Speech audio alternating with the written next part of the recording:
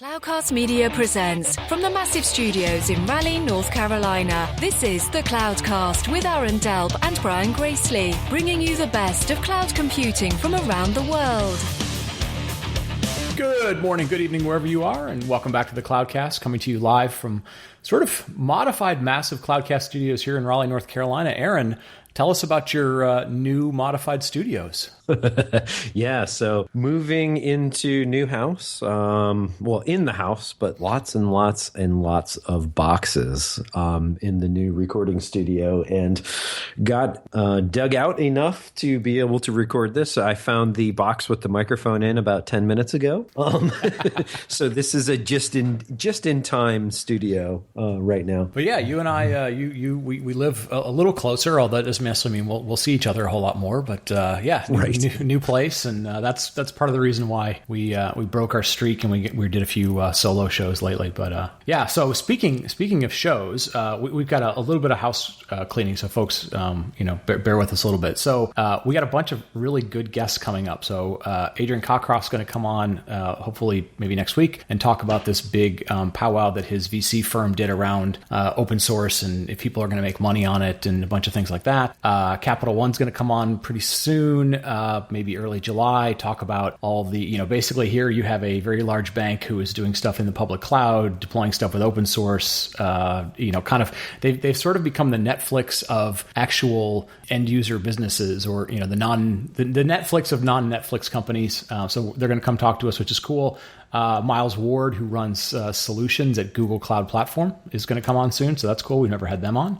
Matt Stein, who a lot of people know, works at Pivotal, but is sort of the cloud native applications guy. We're going to talk about building applications faster. And then some good folks from GitHub are going to come on and talk about how developers are evolving. So you and I will work out what's going on because our travel schedules are crazy, but we got a lot of really interesting shows coming up the next few weeks or month and a half or so. Yeah, absolutely. And that's just the, sadly, just the tip of the pipeline, if you will, because it is really amazing, and big thank you to the community. A lot of folks have been reaching out lately, both, people wanting to be on the show and people telling us, hey, you need to have so-and-so on the show. And so, and a lot of it too is us finally getting around to getting some of the longtime guests that have been on our list as well. So it's going to be a really, really good summer. Without a doubt, it is. You've got some conferences coming up. I've got some conferences coming up, but it's going to be a really good summer without a doubt. Yeah. So we'll do our best to try and keep these relatively consistent, but we'll sort of apologize in advance if we do some weeks where we have two or maybe have none or something like that. So right, absolutely. And we'll talk about shows real quick too. So we'll put this in the show notes.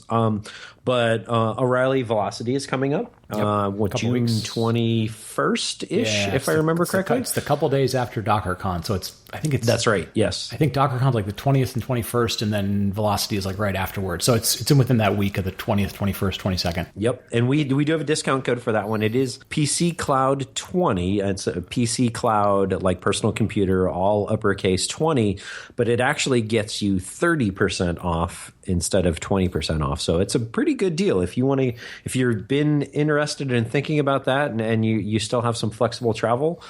Certainly go ahead and do that. And in addition to that, the nice folks over at O'Reilly gave us some passes as well. Yeah, so we're going to, as we do for a lot of the O'Reilly conferences, we're giving away 2 passes. Since Velocity is kind of a DevOps operations show, just, send us your best, story about how you've rolled out a lot of stuff, how you automate things, maybe your greatest horror story, hopefully the building didn't burn down kind of stuff. But send us your best. We're going to give away 2 free passes, and send it to show@thecloudcast.net. And we will we'll select the winners and let you know, and you can go see the show for free. Yep. And why don't we put a deadline on that? What is it next? What is today? I don't even know. Yeah, let's sort of say I need to go look. Yeah, it's the 8th. If the conference is around the 22nd, people got to make plans. Yeah. I don't know. Let's just say that'll be like the middle of next week. So maybe by the 15th or so, something like that gives you guys a week. Yeah. And we don't need an essay. We just need, a blurb, a paragraph, maybe 2, paragraph and a half. Don't give us 10,000 words. We don't need to read them, and you guys don't have the time to write them. So that's, that'll be cool. So they've always been very, very nice to us and continue to help us, get the community out to their events. So the other thing, we'll get back to this. So what we decided to do this week was a couple of different things. We haven't done a sort of what's the state of what's going on. We tend to do these, sometimes we do them once a year, sometimes we do them twice a year, sometimes we do quarterly. We felt like this was a good break point in the year to do a sort of, midpoint state of the Cloudcast, state of the cloud. So why don't we do that first? We do have kind of an interesting announcement, so stick around to the end of the show. We've got something that we're going to announce, and hopefully you guys think they're cool. And then we've got something we just kind of want to kind of riff on that we've been talking about behind the scenes that we thought we'd get out in the front of the show. But let's sort of start with state of the cloud. What's your take on sort of the world that we cover these days, Aaron? It's gotten really interesting really fast as far as, just how cloud has evolve, if you will, and certainly with containers and now Docker and Kubernetes, and we've covered it before about basically how are folks going to be making money on a lot of this going forward. But we have almost reached the point. I bet you if we went back to the December, January cast, how many Kubernetes based distributions were out there versus how many are out there now? Yeah.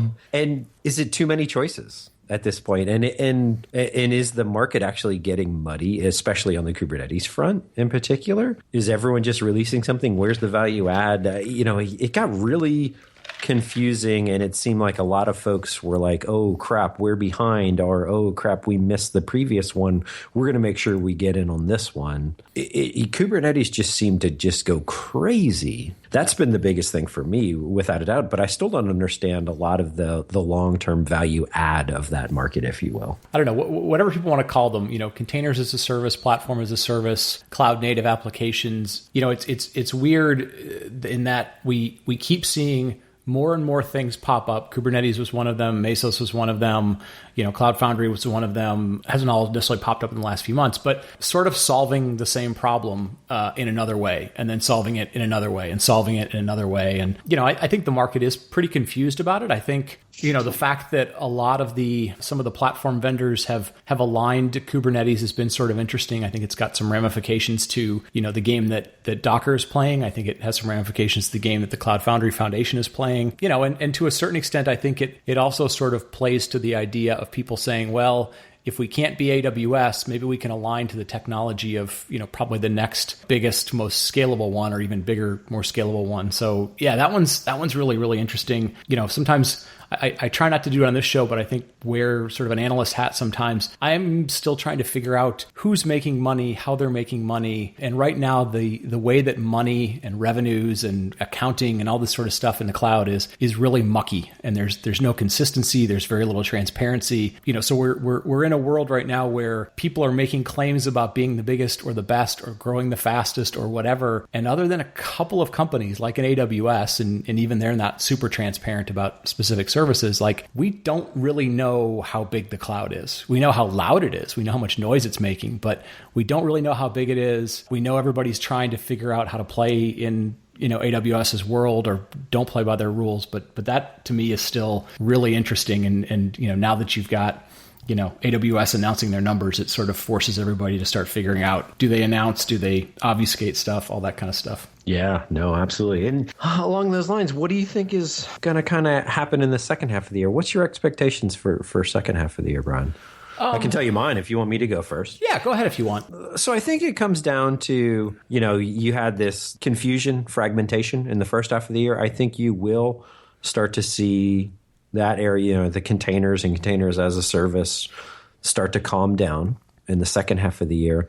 I do think it almost seems like everyone was kind of scrambling to what the heck. Okay, and everyone was for the longest time was what does a super production quality OpenStack framework look like from an operations standpoint? Now they're going to have to go figure out, okay, what does containers as a service look like from an operations standpoint? Is it complementary? Are they side by side? Do they run on top of each other?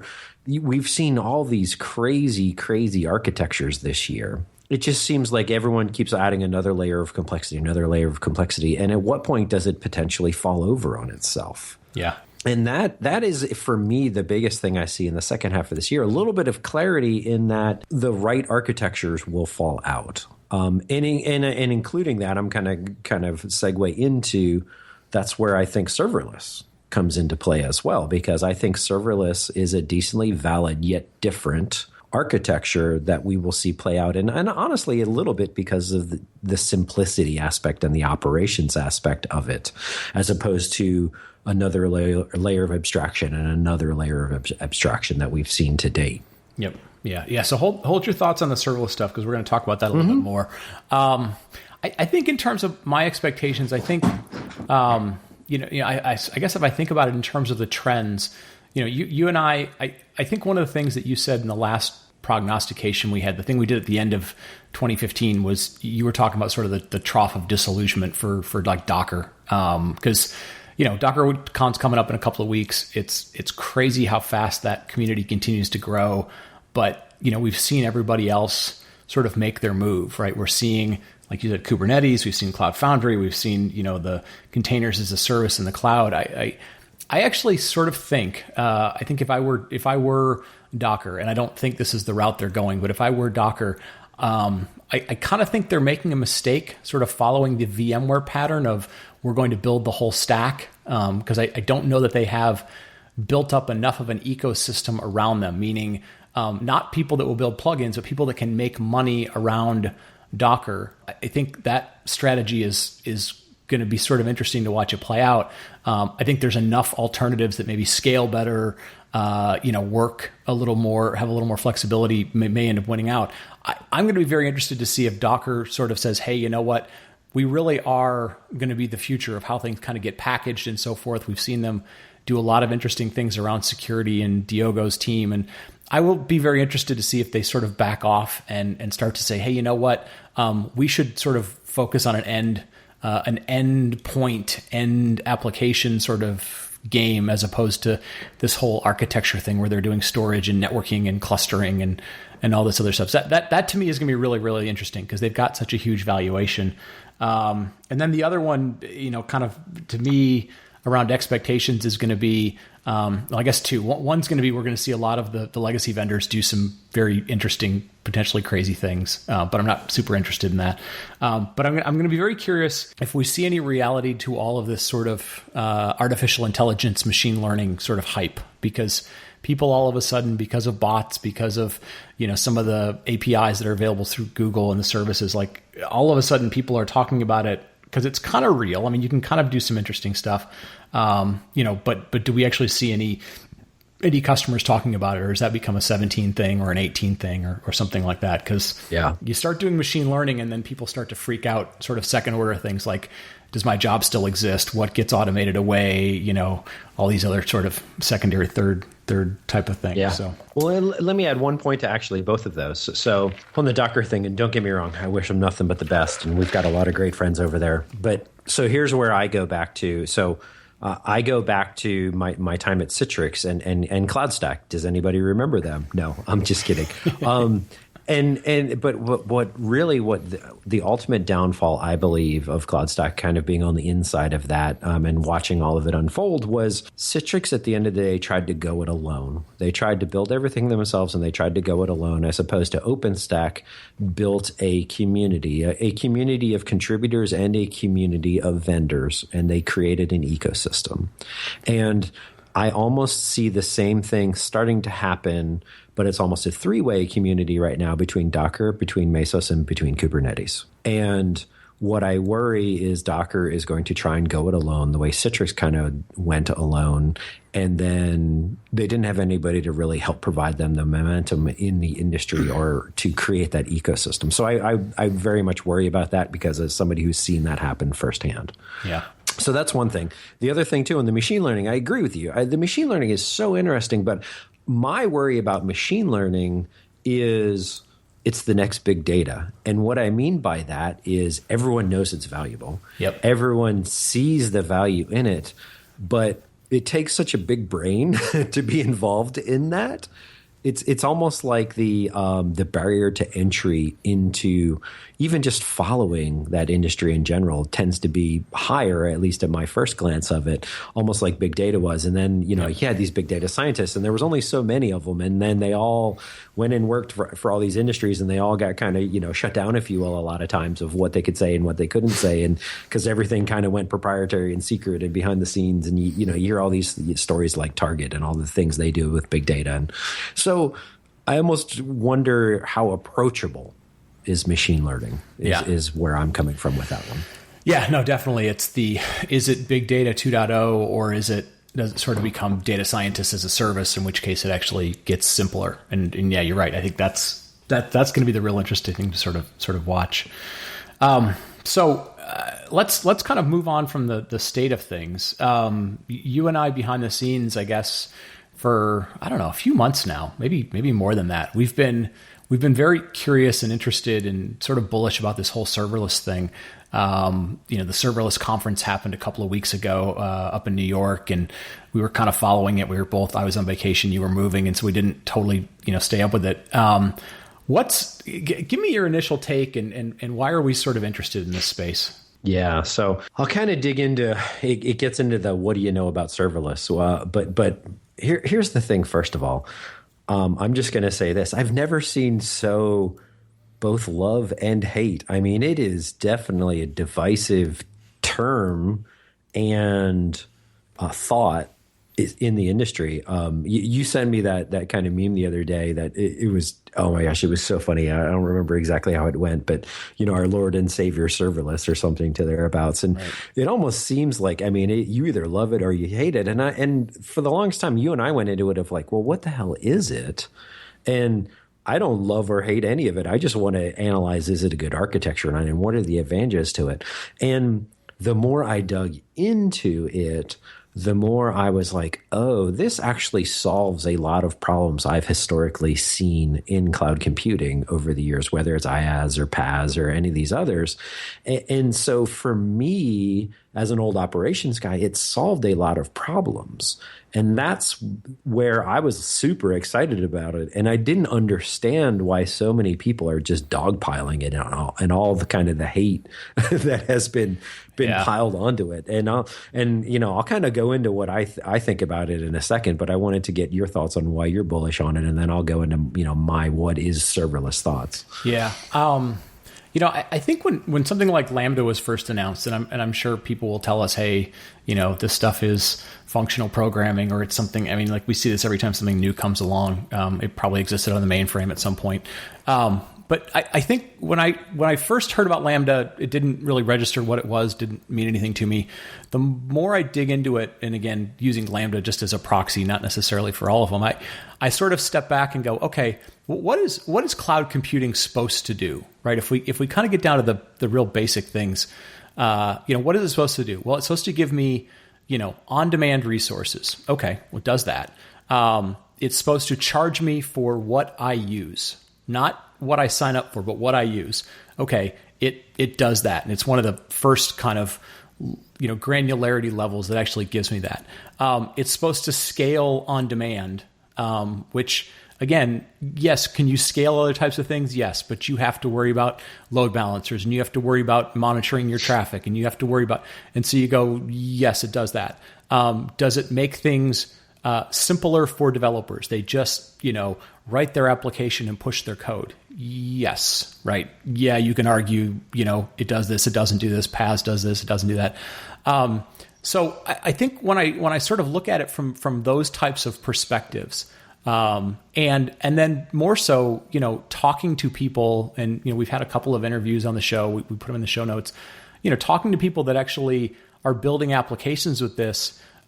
Yes, the services have warts, but they very much focus on, what problem am I solving? I can just kind of go solve it. A lot of the stuff I don't want to have to think about, I don't have to think about because it's kind of taken care of for me. There's very much a, solve business challenges, solve customer challenges, focus on revenue type of thing. So all of those things to me are very, very interesting. And you're right. It is, there is an unbelievable amount of sort of either love or hate for it. And I kind of look at that and I go, I kind of understand it, because to a certain extent, the serverless folks tend to sort of go, hey, they don't have to worry about operations as much. Or maybe it goes away, or whatever their kind of spin on it is. And, it's just like people that don't want to do automation. It's just like people that, wanted to avoid using the cloud. I mean, people's initial thing is always, what does that mean for me? And, like you take the DevOps crowd. The DevOps crowd has spent a lot of time trying to convince you that, it's a good thing. It's all about collaboration. It's going to make your operations better and all these sort of things. And I think, there's a threateningness to this where they go, wait a second, maybe we're going to get disintermediated more than we'd like to. So, and again, call it whatever you want. Call it Jeff. And there's a good article about calling it Jeff. Right. Yeah, and we'll get to that one in a second. But let me add this to it too. So this full credit goes out to Sam Cronenberg from A Cloud Guru. Link is in the show notes. Definitely go read this article, because so I had two kind of light bulb moments. I'm going to share both of you, but they're, full credit given to those folks. So the first one is Sam's article. And in that, he uses a term of what is the unit of scale of the various things. You've got a data center, you've got infrastructure as a service, you've got platform as a service, and then you've got serverless. And what I'll do is I'll walk through it very quickly here. The data center, the server was the unit of scale, but I'm going to use a different term. I'm going to say the demarcation point. Think of that as that's the last thing you have to care about when you're doing the operations of all of this. And it is also scale, right? What you have to scale. And infrastructure as a service is the operating system. Platform as a service is the actual application itself. So you're writing an application against a PaaS. Well, and a lot of people seem to get really confused between what is a PaaS and what is serverless, and this just doesn't make any sense, and blah, blah, blah, blah. But, my computer science background, this is where it kind of jumped out at me of, okay, serverless, in Sam's article it is the application function, going back to, like you were saying, functional programming before. And yeah, you could call serverless Jeff, you could call serverless functional programming. Serverless is just one of those terms that allows you to really add a term to something as long as there's a common understanding of exactly what it is. Great, right? And it's sexier than functional programming. But at the end of the day, it is a function. It is a function of a program. And what that's really great about is you don't over provision or under provision a function in, say, for instance, Lambda. I'm going to use AWS terminology here just because Sam did it and it makes sense. A function is just there. And when you need it, you call it. If you need it once, you call it once. If you need it 100 times, you call it 100 times. If you need it 1,000,000 times, you call it 1,000,000 times. Just like you would S3. An S3 object is just there. There is no need to worry about auto-scaling. There is no need to worry about any of that other stuff. It is just there, and you call it as needed, and it just persists. And so that for me was the big light bulb moment. And when we had Joe Emerson on, he was the one that actually was just over and over again hit on auto scaling. When you're doing serverless, you don't have to worry about auto scaling. Right. And so those were the big things for me. Like when somebody says, well, what is serverless and why is it different than a PaaS? And oh my gosh, you still need servers. Yes, of course you still need servers. Don't be an idiot. So, for me, breaking it down into, if you call serverless functional programming, if you break it down, the demarcation point is a function within a program, it makes perfect sense to me. And like you said, it checks all those boxes and simplifies the operations. So that's, in a nutshell, why I'm so bullish on it. I agree with all that. I think, the name is the name. It is what it is. I'm sure they could have pissed off people by calling it just, PaaS, PaaS Plus or PaaS Lite or, something else. The PaaS people all hate the name PaaS anyway. So let's just sort of all come to the agreement that most naming in computer science sucks and sort of move on to what it is. I think... And full credit goes out to Paul Johnston, by the way, because he did a blog article recently. If serverless is just a name, we should have just called it Jeff. That's why we keep saying that, by the way. Links in the show notes. I just thought that was so funny. So, I think if we sort of boil this down and we go, okay, so you guys are kind of excited about it and it sort of sounds like it aligns to what, some of the cloud computing and computer science things are supposed to be. what else do we know about this at this point? Because it's still fairly early. I mean, Lambda, is probably a year and a half old, but Google now has Google Functions, which is kind of evolving. It's still probably an alpha. IBM has OpenWhisk. We just did a show about that. Microsoft has Microsoft Functions, which are, I saw a number of things this week from the Azure team that are starting to show how that interacts with stuff. Obviously, there's Lambda, but there's a ton of other things that are out there. There's stuff like Iron.io. There's Firebase from Google. These sort of mobile backends as a service. We talked to Joe Emerson. He gave us a bunch of services that he likes to work with, Auth0 and some others. So, I think to a certain extent, this domain it's evolving, but there are services that are out there, some maybe more so in the mobile domain than other domains.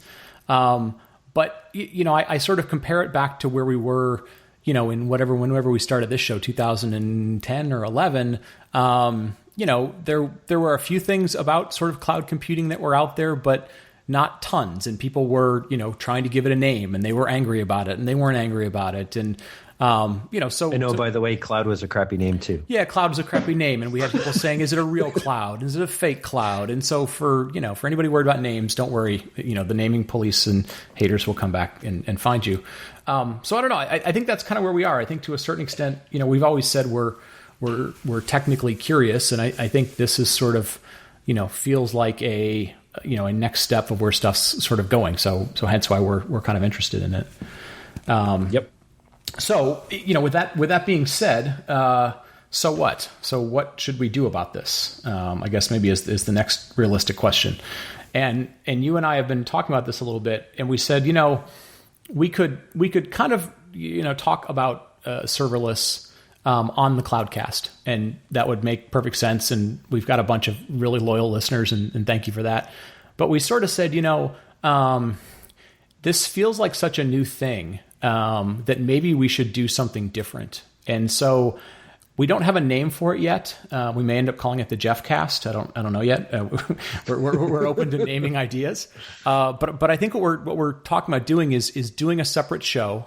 So folks, you'll have to subscribe to something else. It'll probably be a month or so from now before we get it started. But we want to kind of go look at this space. And the reason we said this was, as we look out over the next, say, 5 years, so the next life cycle of something, what do we think it's going to be? And we think this idea that businesses are going to use technology more and more to sort of define what their business looks like. We think that's going to happen. So in order for lots of companies to do that, there's got to be simpler and simpler ways to build these applications. They've got to be cost effective. They've got to scale to uncertainties. And we feel like serverless kind of is in that domain. Maybe it won't be, but kind of feels like it's in that domain. And then, if this, IoT stuff and Internet of Things and some of these other things that are sort of projected to have some big numbers, and we're starting to see some realistic things happen. We feel like those two things and possibly to some extent machine learning, even though we know nothing about that. We felt like it sort of needed its own focus. And so you want to add some color to that, Aaron, about what we're thinking? Yeah, I mean, it really comes down to, at the end of the day, it's been a number of years we've been doing this podcast. But now, let me be clear. We're not shutting this podcast down. We will continue to do this podcast. But we are to the point now where this feels the way cloud did 5-6 years ago, when it was just starting to take off and everyone was trying to understand it. And we started the podcast with the original intent of let's go learn it ourselves. But that's also build up some community and a method and an audience for folks to share information. And we want to do the same thing around the serverless and IoT community.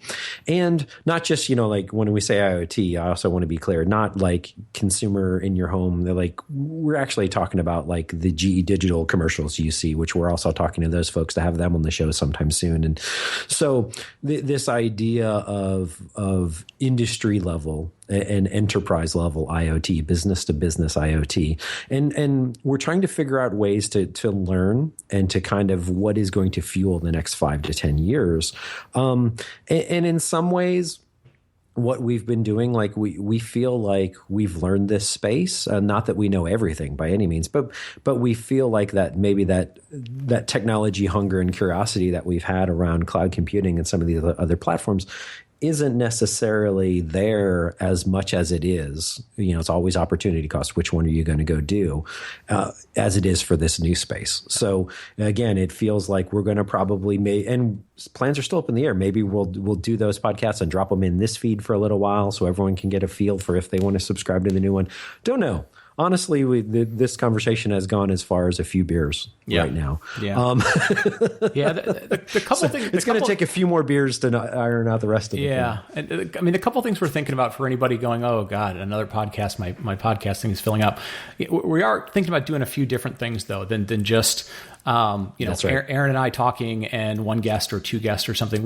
We've got a number of people who are running some other podcasts. So like the guys from Engineers and Coffee, Donnie and Larry are doing some interesting things around podcasting. We're going to most likely have multiple hosts, so it may not always be Aaron and I hosting the show. We're looking to have some other people host the show that have some really good domain knowledge. They may end up being a host one week and a guest another week and so forth. But we want to mix it up a little bit. We don't want to necessarily just start from scratch. We also are probably going to spend some more time, trying to, bring some of this interesting content together. So, instead of having 10,000 blogs and not trying to get rid of other people's ability to do stuff, but sometimes when things are very new and there's a lot of confusion and stuff, it's useful to have a place to go where there is information, but it comes from lots of different sources. So we've been not only talking to a number of people about potentially, helping us host these things, because it'll bring much more richness to what's going on. You guys will hear different points of view about stuff, both pros and cons, but also trying to help bring some learning and knowledge and writing and experience around a new sort of, I don't know, call it a portal, a website, or whatever. And some of that's being worked out. But we've had a number of people who have said, look, I can only help with part, but I can't help with all. And, is that okay? And, kind of trying to look at this as a place where people can contribute, which again has always been, what we've been trying to do, which is,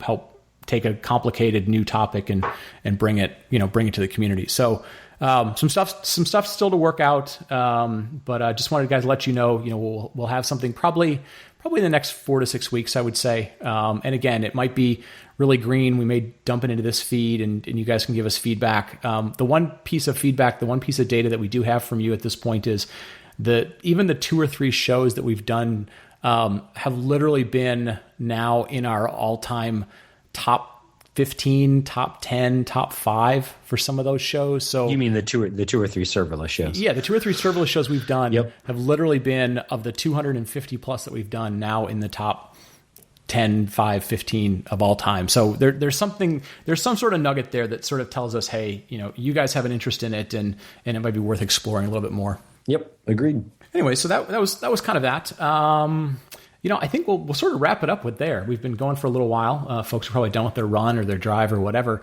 Any last minute thoughts or things about what the year's been so far, what's coming up, where you're going to be, where you're going to be out traveling, man? Yeah, so as of right now, I'm doing Red Hat Summit here in a couple weeks, but unfortunately, I wasn't able to make DockerCon this year due to some still falling out logistics from the move and keeping me close to home here for a little while. So I'm doing Red Hat Summit. I'm sure I'll be doing VMworld. I'm going to be doing a bunch of shows coming up in the second half of the year. I kind of get back on the road. I haven't been on the road for a while. So I'm really looking forward to the second half of the year, really looking forward to getting back out in the community and certainly looking forward to kind of getting these projects going. Yeah. So I'll be at DockerCon. Some folks have pinged us because we're a media sponsor partner at DockerCon. Yes. I think we set that up before you couldn't come. So I may or may not take the podcasting gear with me.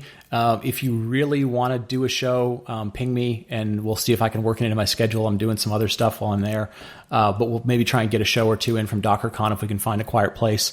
I'll be at Red Hat Summit. I may or may not be at the platform. Is it called Pivotal One? Platform One? I think Pivotal's show called Platform One is in August. And I may be going out to the AWS Summit in Santa Clara. So a little bit of travel coming up. But yeah, so we'll be out and about. And then in the fall, we're always traveling to events. So we can definitely see people there. I don't think neither one of us are going to Velocity, are we? We'll give you, essentially, unfortunately, we'll no. Give you I wasn't able passes. to make it this year. I'm going to be doing work travel that week. Yeah. So, well, cool. It's, this stuff is still very, very fun. Like we said, it's funny that we're starting something new when, 20 minutes ago we said, hey, the state of cloud is going faster than ever and crazier than ever. Folks don't read into that we're not interested in this anymore. We're still very interested.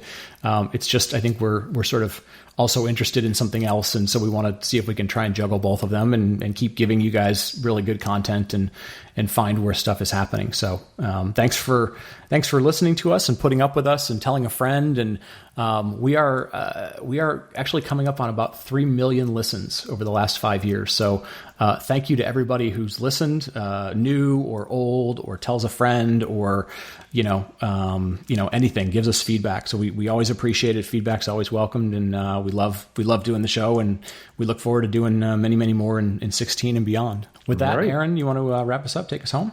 Yeah, absolutely. So thank you very much for listening, everyone, and we will talk to you next week. Thank you for listening to the Cloudcast. Please visit thecloudcast.net to find more shows, show notes, videos, and everything social media.